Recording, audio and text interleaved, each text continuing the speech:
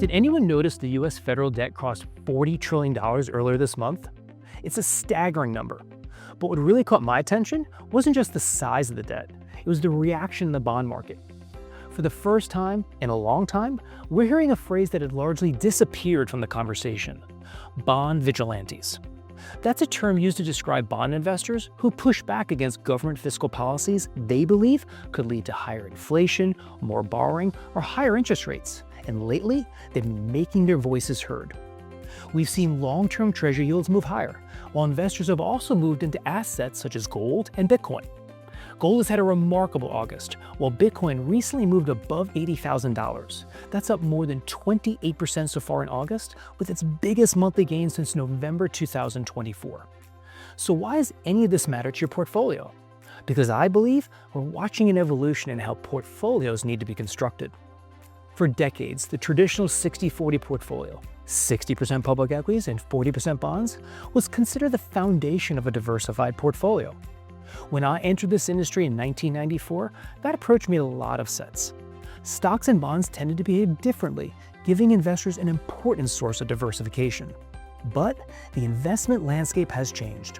In 2022, stocks and bonds fell together, and a traditional 60-40 portfolio suffered one of its worst years in decades. More recently, we've also seen growing concerns about the concentration of equity returns, particularly around artificial intelligence, while rising government debt and fiscal pressures create new challenges for fixed income. And the long-term numbers are worth watching. The Congressional Budget Office projects that federal debt held by the public will rise from roughly 101% of GDP this year to 175% by 2056. Now, I'm not suggesting we eliminate public stocks and bonds, far from it. But I do believe investors should think beyond the traditional 60-40 framework and consider other sources of diversification, including private equity, venture capital, hard assets, private real estate, and credit. 32 years ago, many of these investments simply weren't readily available to most investors. Today, they're increasingly accessible. And that's really my takeaway. The bond vigilantes aren't just a story about what's happening in the bond market. They're a reminder that the investment landscape is changing, and portfolio construction needs to evolve with it. As we head into September, I'm looking forward to taking some time off and celebrating Labor Day with my family. And for those of you who know me well, preseason NHL games begin later this month.